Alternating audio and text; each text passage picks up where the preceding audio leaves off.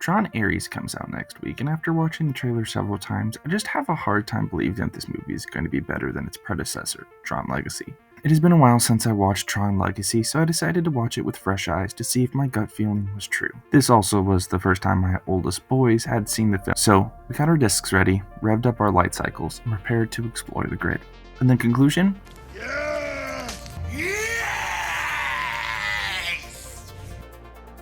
Yes. Yes, Tron Legacy will be better than Tron Ares. Maybe not from a financial level, but by the criteria that makes a good story good. Plot, characters, visuals, soundtrack, and originality. It's pretty clear, Tron Legacy will be better. Before we dive into the nitty-gritty of our comparisons, I think it's important to review what makes Tron Legacy great, analyze the Tron Ares trailer, and then make our final assessment. So let's do it. Let's see what makes Tron Legacy so great. Tron Legacy starts with a mystery, in more than one way. Kevin Flynn, played by Jeff Bridges, is telling his son, Sam Flynn, about the grid, a world he's created with the help of a digital sidekick, Clue, and his loyal muscle, Tron. Kevin is excited to tell his son about an amazing breakthrough that will change the world forever, and Sam wants to see it himself. Unfortunately, Sam's a young boy, and Kevin, being the good dad that he is, isn't going to allow him to venture into a digital world he created, at least not yet. The second mystery is revealed seconds later because Kevin, the CEO of Encom, disappears, the next day leaving Sam an orphan to be raised by his grandparents, because his mother had passed away years earlier. Starting the movie this way allows the audience to feel so many feelings, and in combination with a top-tier soundtrack, it adds to the emotion. We feel for Sam because he lost both of his parents, but also because no one believes him when he says his dad will be back, which gives us insight that Kevin was a man of his word.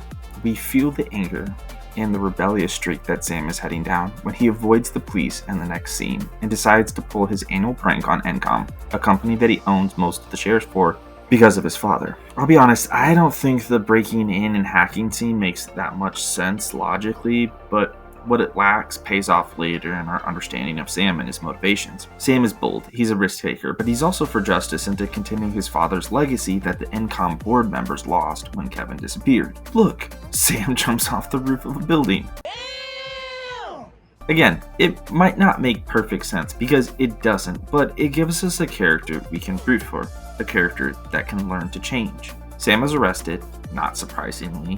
The surprise part is they let him out, but after driving home he runs into his father's old work pal, Alan Bradley, who was at Sam's flat. After a little banter back and forth, Alan reveals that he got a page from Sam's father from his old arcade shop. I was actually surprised that my Gen Alpha kids knew about pagers, but that's not the point. Alan pushes Sam to go to the arcade, and that's what he does. Sam goes to the old arcade, finds a secret room where his father was working on something, and after pressing a couple buttons, gets teleported into the grid. You can judge a good novel, a movie, a cinematic work by one important question. If you could go to that world for a day, would you? I would love to be a part of the Fellowship in Lord of the Rings, or fly in an X-Wing in Star Wars. I'd love to see King's Landing in the flesh, or walk the streets of the capital in Hunger Games. Certain worlds captivate me, and the grid is no different. It's a visually stunning world, up close and afar. The lights, the sounds, the technology. It's a place I would love to be, for just a day. It's a dangerous world out there for a toy. Maybe even just for an hour. Because with Clue running the place, yeah, I don't know if I'd want to stay there that long. Sam runs out of the parallel arcade shop in the grid only to be picked up by Clue's police force and taken to be fitted for the games. Even these scenes where we are just moving along are stupendous. The arched ship, the locking mechanism for the prisoners, the program with his face half vaporized, or the program that jumps off the edge. It's all cool, and it builds the tension that this world looks visually epic, but is not as safe as we may believe. Then we get the games. I know this is going to be a cringe for many of you out there, but my kids were like, wait, is this Squid Games?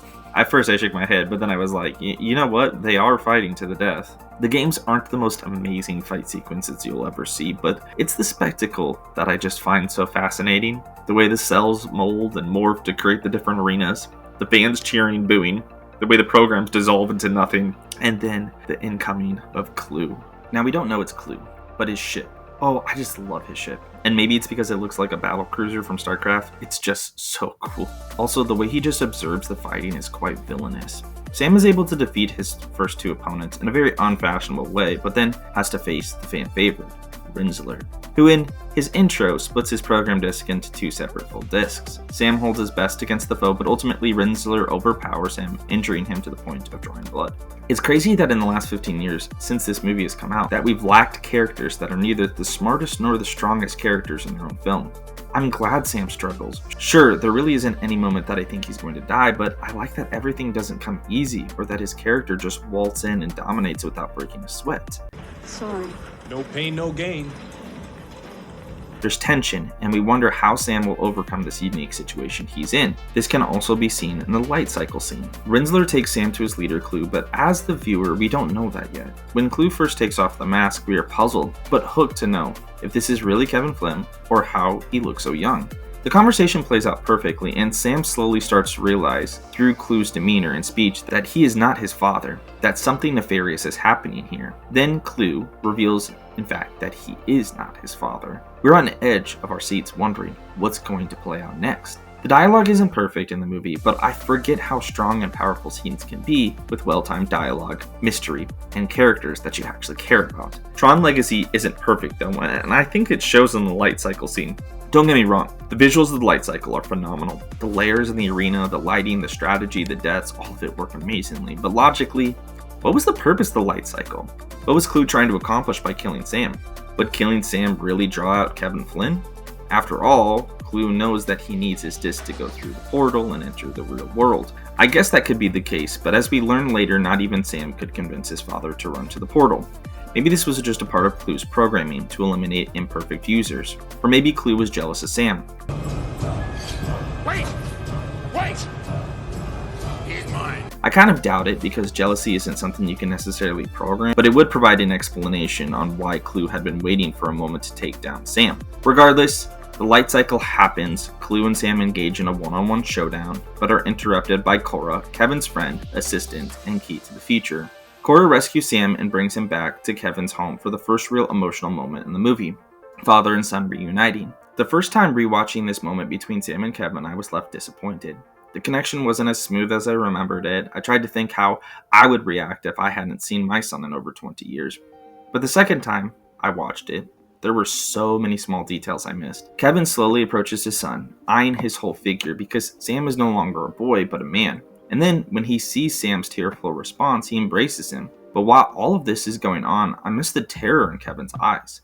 As much as he's grateful to see his son, he knows the obstacles that are in the way to get back home, and the reality that Sam's fate is doomed, just like his own. As the conversation progresses, Kevin realizes that Clue lured his son in as bait, and unsure what the best scenario is, he withdraws till dinner. The scene is heavy. What choice would you make? Would you run for the portal hoping that your son could have a life that wasn't wasted like yours? What happens if Clue finds you and steals your disc? You know that if that happens, your world is doomed. Or do you make the difficult decision and ignore the portal trapping your son and yourself into this version of digital hell? Wow, that's pretty deep. You get what I'm saying? It's heavy. Sam doesn't leave the initial meeting feeling reassured, and you can see it on his face. This continues into dinner, when after some small talk, they address the elephant in the room. Why didn't Kevin come home? Modern movies have struggled with this, but Tron executes the show don't tell aspect perfectly with a montage of scenes of Kevin, Clue, and Tron forming the grid. We, along with Sam, find out that Kevin never made it home because Clue didn't allow it. He betrayed Kevin, starting a coup. I don't think the montage is executed perfectly, but I'm wondering if that's because there were limitations due to the PG rating. We don't get to see the genocide that is happening to the people Kevin finds lost in the world. We don't get to see them dragged off in the streets and executed. I think it's a missed cause. I think also expanding on Clue's rise to dominance would have been important to highlight as well. It makes sense after all, while Kevin was off in the real world, Clue needed to maintain a whole system by himself. The power of persuasion isn't the focal point of the movie, which is fine, but it could have been another tip in the hat that this movie could shine on. Show me Kevin trying to resist Clue, show me billboards or political speeches demonizing Kevin, but this time we were just told this. Kevin then explains that the portal closed, and like a safe, it can only be opened from the outside, which is why he could never come home. The characters banter about what to do with Kevin and Sam being on opposite sides. I just want to take a moment to acknowledge the colors in the movie. Don't follow the lights. Yeah, there's usually always a color distinction between good and evil in these kinds of movies. You know, red for Sith, blue for Jedi, white for Gandalf, black for Sauron, and Tron is no different. But Tron also emphasizes it in the setting as well. The first couple of scenes on the grid were dark.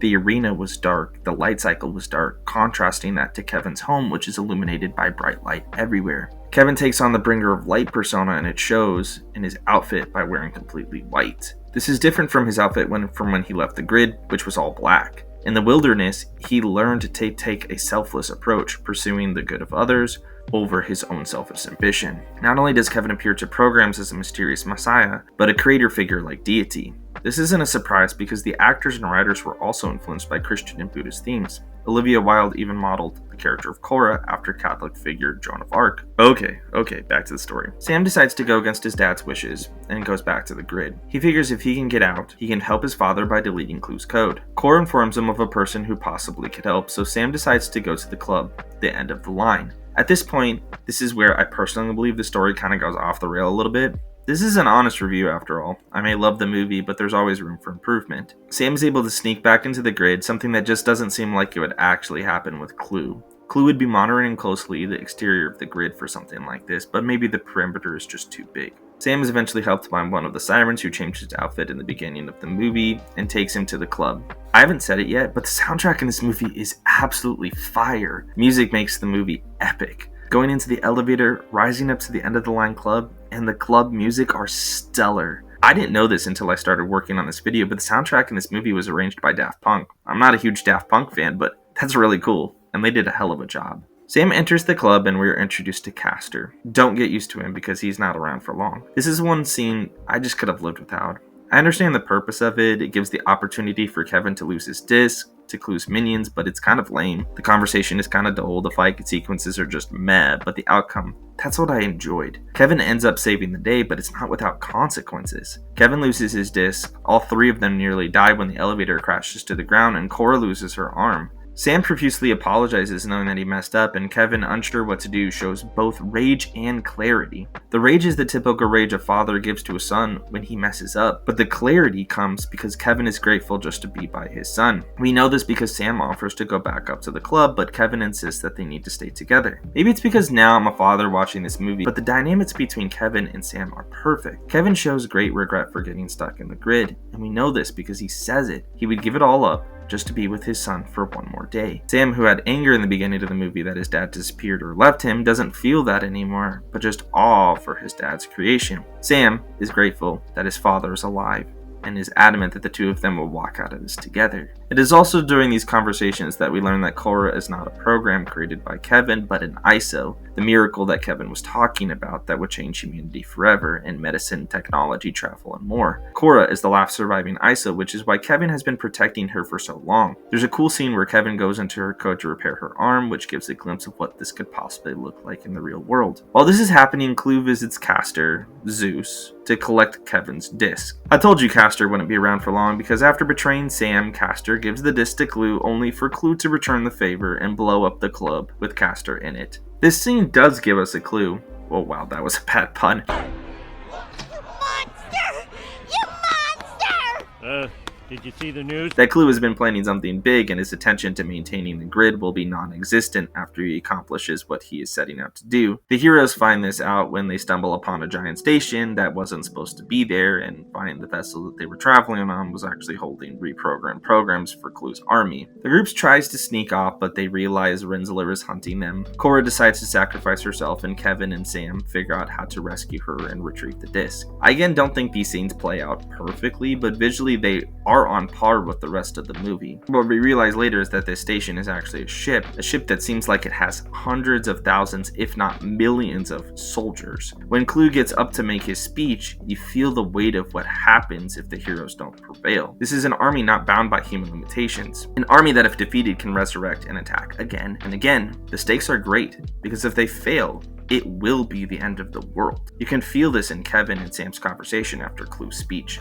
They have to stop him. The two split up. Kevin goes to get a light cruiser while Sam goes up to grab Kevin's discs. How Kevin is able to snatch a light cruiser and how Sam was able to just waltz into the main headquarters makes your head scratch a little bit, but you would assume that the headquarters would be heavily guarded, but it's really not. Tron also gets beat pitifully, so Sam and Korra are able to escape with ease. They all get into the light cruiser, and for a moment, you believe they can actually make it.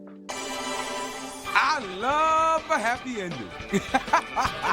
Every time I watch this movie, I get Revenge of the Sith vibes. You see, in Revenge of the Sith, no matter how many times I watch it, there's still a hope in me that Anakin won't turn to the dark side, that Padme and him will end up a happy family on Naboo or something, but it never happens. The same could be said for Tron Legacy. Everything so far, the relationship between Sam and Kevin, the hopeful conversations, even the retrieval of Kevin's disc points towards a happy ending where Sam and Kevin walk out of this together. As I watched the light cruiser leave the battle station, I had that same thought. They're gonna make it this time. I just know it. I know it, but of course, Clue isn't going to give up without a fight. Clue and a group of his minions use some fighter jets and chase after their heroes. The chase and the battle is beautiful. It happens over the Sea of Simulation, and the way the waves move and the rock barriers play obstacles in the fight is just perfect. The visuals never disappoint in this movie. It's a little unbelievable that the slow, chunky ship doesn't get mowed down by the jet fighters, but hey, I guess rewatching the scene, the ship isn't super slow, but it's still fairly big. The heroes defeat all of the non-name minions until the only two people left are Rinsler and Clue. Rinsler, or Tron,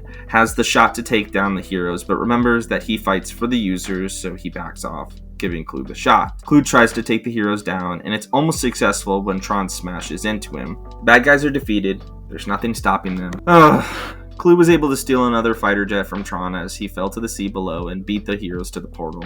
Once again, the visuals are stunning. The bright lights, the wind blowing at them, standing between them and their escape, it's just perfect. Kevin tries to reason with Clue, but we understand why he won't accept his apology. It's not in his programming. Sam goes to defend his father and is tossed to the side. Cora uses a grapple hook to join Sam behind Clue close to the portal. Clue goes towards them when Kevin reminds him why he's there. Clue goes to steal the disc but realizes that Kevin and Cora have exchanged discs. Clue asks why, and Kevin's answer is perfect. He's my son. Geez, that's good. It's just a look in the mirror for all of us. How many of us, including myself, sometimes prioritize our own creations over the valuable people that are right in front of us? For 20 years, Kevin had to sit there and think about his failure. Think about how his ambition for greatness resulted in losing the greatest thing he had ever had, his son. Clue charges at Kevin and Cora, trying to jump over the platform that now is retracted towards the portal. Clue misses the platform, but is able to grab onto the ledge. While all of this is happening, the massive ship with Clue's army is approaching, leaving the heroes with little time. Sam begs for his father to come with him, but it's too late. Cora informs Sam that this is what he wants, and that the two step into the portal. Kevin then mumbles to himself, "Goodbye, kiddo," memories flashing before his eyes, knowing that Clue will not stop at anything to get out, and possibly even Kevin's disc being taken away from the grid will be his own demise. The final scene in the grid is perfect. Clue tries one last time to escape, only for Kevin to suck him back and merge him into himself, destroying the army, the city, and Kevin's entire creation. It isn't the happy ending that we expect in normal Disney movies, but it's perfect. Kevin lays down his life for his son so that he and Cora can continue to live without Clue or being stuck in the grid. The ending is sad, but it's not unsatisfying. There are actual consequences for actions and lessons learned. Sam decides to take initiative in his dad's company, Encom, and humanity's future is bright, with Cora dwelling in the world of humans. It's a great ending, but I wonder if it will get the Rise of Skywalker treatment when Kevin appears again in Tron Ares. Like I said, Tron Legacy isn't perfect. It makes mistakes, but it's a good movie, and I'm not sure I'll be able to say the same thing about Tron Ares. Tron Legacy was a movie before its time, exploring the digital age and AI, so it makes perfect sense that eventually, in the age of AI, we would reprise the idea with a future Tron movie. But unfortunately, Tron Ares is not going to be a faithful adaptation to that story, or a sequel that would build on its past. How do I know? Look at the trailer. The Tron Ares trailer starts with spectacle. One of the traditional arched ships is approaching a modern city in the real world, with onlookers surprised and fearful about what this ship is doing. I don't want to speculate too much, but I'm assuming these shots are going to be of the end of the movie, the big event. We get the Disney castle and red Tron colors, which is pretty cool.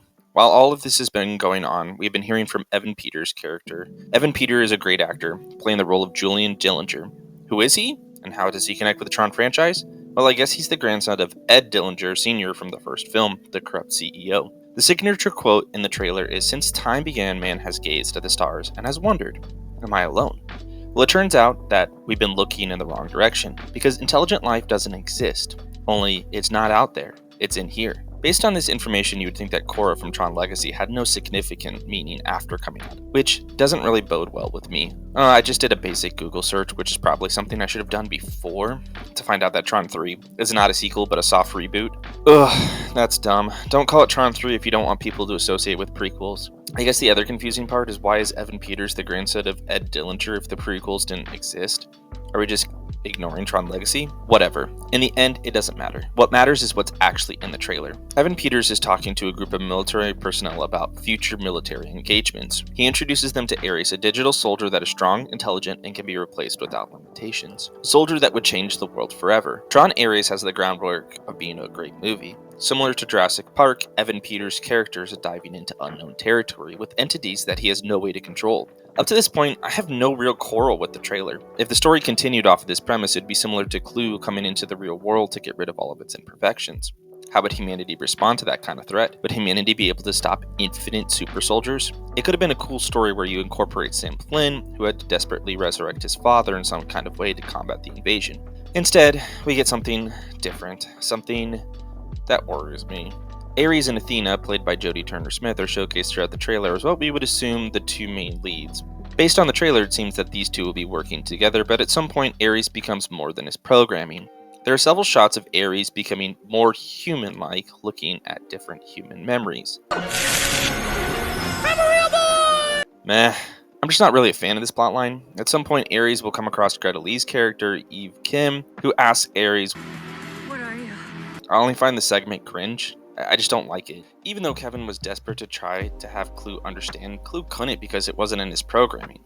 A clear distinction between programming, or program, and humanity. We can assume based on what we know that Ares is not an ISO. A defect program for sure, but why will be the ultimate question. This plot thread could play out interesting, but I would rather follow the Ultron or Terminator AI thread over a storyline similar to Vision. The Ares trailer continues with more splice shots from what I think will be the end in the middle of the story. There are more shots of Jodie Turner-Smith with the red Tron background and Ares trying to piece together why there's a defection in his program. He will then at some point team up with Greta, Lee's character, maybe to address his deficiency, maybe to address Jodie Turner-Smith's evil intentions. They won't actually be evil because they'll be a part of her programming, or maybe a combination of both. The real question is how much time will be spent on the grid. There are a couple shots of this grandiose city and a couple action shots, but it'll be curious since most of the dialogue in the trailer focused on bringing the programs into the real world. The last scene is the big surprise of the trailer. Ares visits Kevin Flynn in the grid. How? Seriously, like, how? How is Kevin Flynn alive? Did anything in Tron Legacy actually happen? Did Kevin have a family, or is Sam not a part of this new direction? Again, I just think it's foolish to call this Tron 3, and yes, they have been calling that at times, and then say, sorry, everything about the previous film doesn't count. I'll be honest, I've never met a soft reboot that I actually like. Even if Kevin Flynn is alive, why is he in the grid and not out in the real world? There's a couple action sequences, and then that's the end of the trailer. Tron Ares, everyone. I just have a hard time believing this movie will be any good. The plot is nothing compared to the father and son dynamic that we got in Tron Legacy. Sam and his father played perfectly off of each other, and there were real lessons learned. What is the moral of Tron Ares? Don't trust AI? Don't mess with things that you're not supposed to? How will that even be the message if Ares ends up becoming autonomous from his programming? If anything, wouldn't you want more of that? The settings also look inferior to Tron Legacy. I'm sorry, these shots of the grid are not good. They look worse than Tron Legacy, and it came out 15 years ago. Also, a grid without the love and growth of Kevin Flynn seems pointless.